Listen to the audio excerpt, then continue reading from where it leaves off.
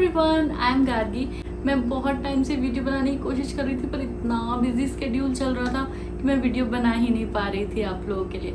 लेकिन फाइनली मैं अब आ गई हूँ और आज हम बात करने वाले हैं हाइपोथायराइड के बारे में।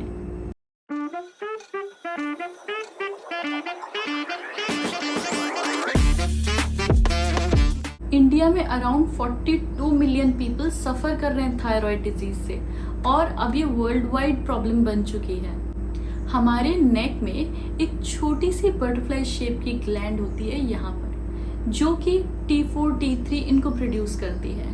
जब ये पुअरली परफॉर्म करती है या फिर वो अंडर एक्टिव होती है, तब हमें हाइपोथायराइड जैसी प्रॉब्लम्स आती हैं। ये थायराइड ग्लैंड होती छोटी सी है, पर इसके काम बड़े बड़े होते हैं। ये हमारी बॉडी में मेटाबॉलिक एक्टिविटीज को रेगुलेट करती है। मेटाबॉलिक एक्टिविटीज रेगुलेट करने का मतलब है कि हमारी बॉडी में जो एनर्जी प्रोडक्शन हो रहा है, यानी हमने जो खाना खाया उससे जो एनर्जी प्रोड्यूस हो रही है, उसमें ये हेल्प करता है। सेलुलर मेंटेनेंस में हेल्प करता है, यानी जो सेल्स में ग्रोथ, रिपेयर, मेंटेनेंस का काम होता है उसमें ये हेल्प करता है। वेस्ट रिमूवल में ये हेल्प करता है और जो न्यूट्रिएंट्स हैं उनको यूजेबल फॉर्म में लाने में ये हेल्प करता है। थायराइड ग्लैंड हमारे एनर्जी को, मूड को, डाइजेशन को अफेक्ट करता है। अब देखते हैं कि सिम्टम्स क्या क्या रह सकते हैं जब हमारा थायराइड ग्लैंड अंडर एक्टिव है। तो आपको वेट गेन का इशू रहेगा। आप कितना भी चाहेंगे आप वेट लूज नहीं कर पाएंगे। ब्रिटल नेल्स की प्रॉब्लम रहती है। लोगों को हेयर फॉल बहुत होने लगता है। इवन देखा जाता है कि उनकी आईब्रोज भी लाइट होती जाती हैं वक्त के साथ। कोल्ड इंटॉलरेंस की प्रॉब्लम होती है इनको, यानी और लोगों के कंपैरिजन में इनके हाथ पैर थोड़े ज़्यादा ठंडे रहेंगे और इनको थोड़ी ज़्यादा ठंडी लगेगी। सॉफ्ट बोन्स की प्रॉब्लम आना, एंशियस होना, मेंटल फटीग रहना, फिजिकल फटीग रहना, यानी ये लोग थोड़े ज़्यादा थके रहते हैं। इनकी बॉडी में इतनी एनर्जी प्रोड्यूस नहीं हो पाती है। डिजीनेस रहना, माइग्रेन्स, हेडेक्स और कॉन्स्टिपेशन जैसी दिक्कत आती है। इवन देखा जाता है कि मल्टीपल मिसकैरेजेस भी एक रीजन हो सकता है थायराइड होने का। कार्पल टनल सिंड्रोम्स जैसी दिक्कत भी रहना, यानी हाथों में नमनेस रहना, वीकनेस रहना, ये कुछ सिम्टम्स होते हैं हाइपोथायराइड के। आपको 10 इयर्स तक लग सकते हैं ये डायग्नोज होने में कि आपको थायराइड डिसऑर्डर है। इसीलिए सिम्टम्स को पहचानना और उन पे काम करना आज से ही बहुत ज़्यादा ज़रूरी है। हम इन छोटी छोटी चीज़ों को इग्नोर करते हैं, लेकिन अगर वो रेगुलर बेसिस पे आपके साथ दिक्कतें हो रही हैं तो आप उन्हें ध्यान दें और उन पे काम करें। जब हमें ये डायग्नोज होता है तो हमें मेडिसिन दी जाती है और कहा जाता है कि अब आपको ये लाइफ टाइम खानी है, ये ठीक नहीं हो सकता, बस आप मैनेज कर सकते हो दवाइयों के through. What if I tell you कि आप अपनी लाइफस्टाइल को ठीक करके और लाइफ में कुछ और चेंजेस को लाके आप इसे रिवर्स कर सकते हो। आपने भी रियलाइज किया होगा कि हम मेडिसिन खाते रहते हैं, हमें और प्रॉब्लम्स आती रहती हैं वक्त के साथ, हम कुछ नई नई बीमारियों से घिरते जाते हैं, क्योंकि आपके थायराइड ग्लैंड को वो मेडिसिन रिपेयर नहीं कर रही हैं। वो आपको वो हार्मोन्स प्रोवाइड कर रही हैं जो कि आपका ग्लैंड आपको नहीं प्रोवाइड कर पा रहा है। भगवान ने हमारी बॉडी ऐसी बनाई है कि उसको पता है, ये बहुत इंटेलिजेंट सिस्टम है, इसको पता है कि हील कैसे होना है। आपको बस सही तरीके से चीज़ें करनी है। तो चलो कुछ पॉइंट्स देखते हैं जिससे हम अपनी थायराइड हेल्थ को बेटर कर सकते हैं। सबसे पहला मेरा पॉइंट रहेगा स्ट्रेस मैनेजमेंट।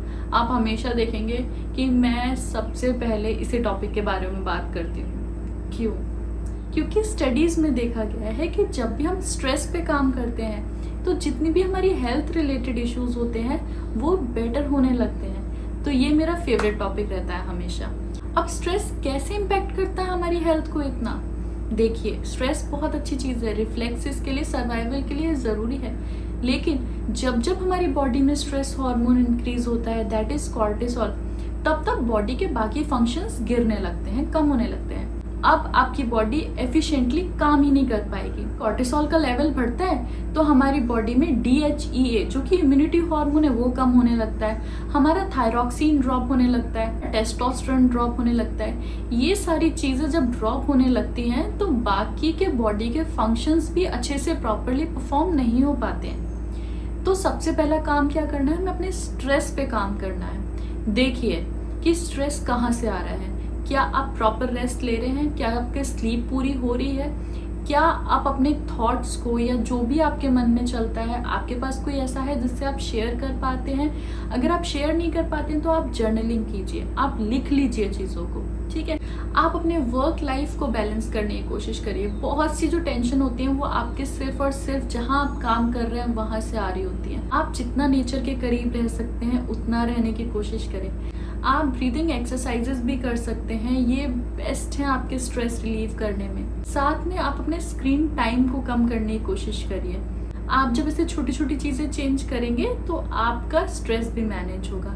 बाहर के स्ट्रेस हैं, पर उससे पहले हमें अंदर के स्ट्रेस को कम करना है। अब हम डाइट्स की बात कर लेते हैं। आज के टाइम पे ट्रेंड्स को फॉलो करते हुए हम एक्सट्रीम डाइट्स में चले जाते हैं, कीटो डाइट्स, पेलियो डाइट्स। जब भी हम एक्सट्रीम डाइट्स को फॉलो करने लगते हैं तो हमारी बॉडी में विटामिन्स और मिनरल्स की कमी आने लगती है, और जब जब विटामिन्स मिनरल्स की हमारी बॉडी में कमी आएगी तो हमारी बॉडी प्रॉपर्ली फंक्शन कर ही नहीं पाएगी। So the key is balance nutrition.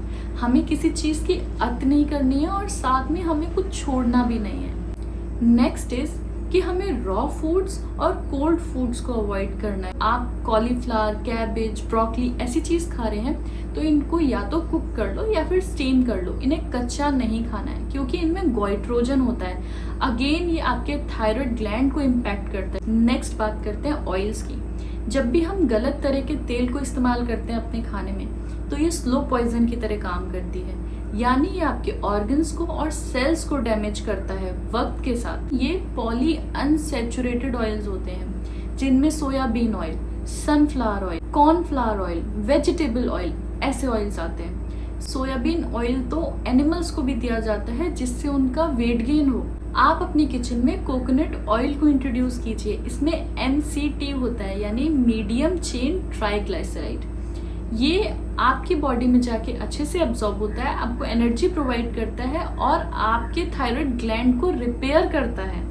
आप कोकोनट ऑयल में खाना पका सकते हैं। आप रियलाइज करेंगे कि जब भी आप कोकोनट ऑयल में खाना पकाएंगे तो आपको उतना तेल यूज करने की जरूरत नहीं पड़ रही। या फिर आप फैट फर्स्ट वाला फंडा अपना सकते हैं, यानी आपको 1 चम्मच कोकोनट ऑयल लेना है और उसे सुबह सुबह एम्प्टी स्टमक पी लेना है। जाने अनजाने में हम पॉली अनसैचुरेटेड ऑयल्स लेते रहते हैं कहीं ना कहीं से। हमारी बॉडी में एक एंजाइम का प्रोडक्शन होना होता है जिससे फैट एनर्जी में कन्वर्ट हो।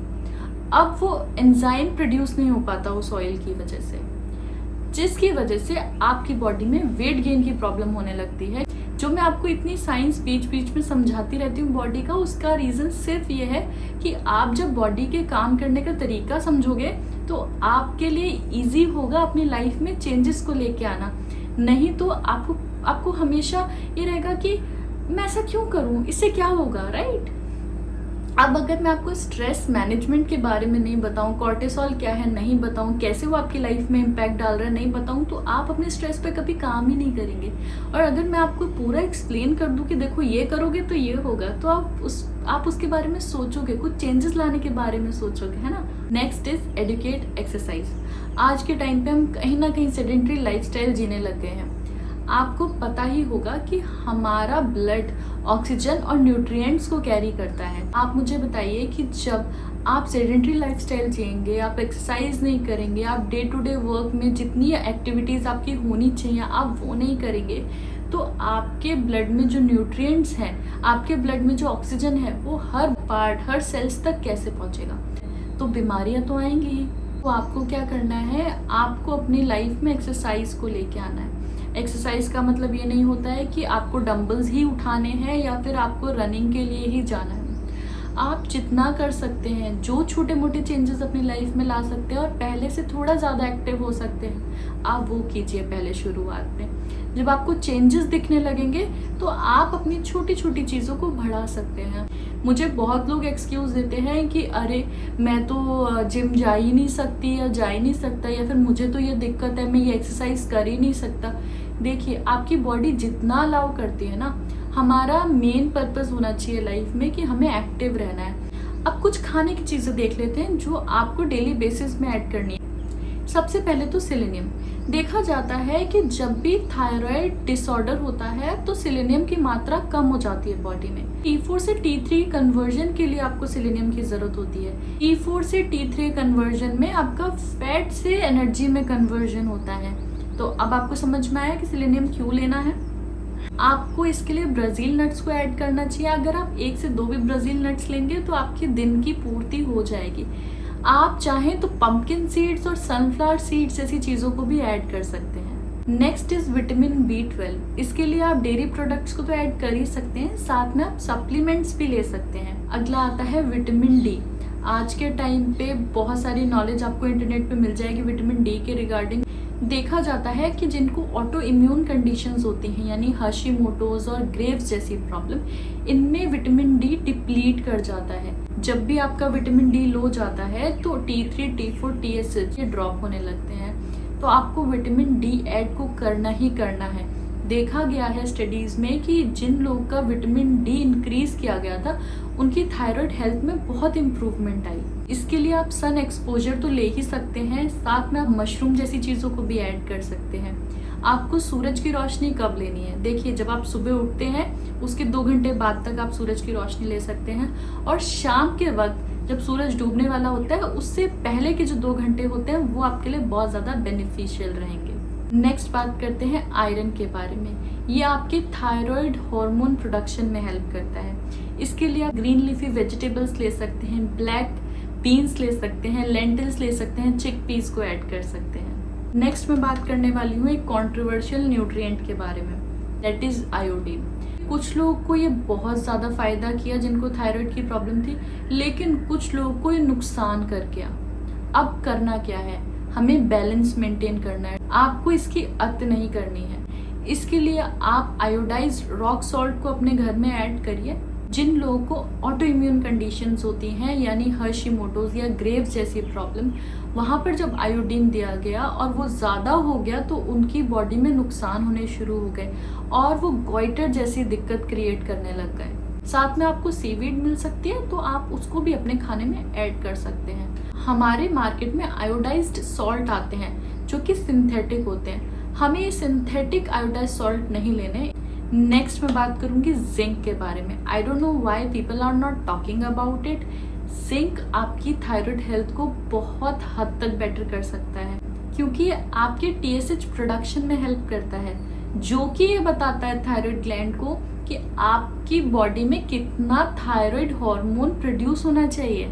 इसके लिए आप चिक पीस, पंपकिन सीड्स, नट्स और लेंटिल्स जैसी चीज़ों को ऐड करें। जब आप छोटी छोटी चीज़ों पे काम करते हैं ना, तो आपको रिजल्ट मिलते हैं।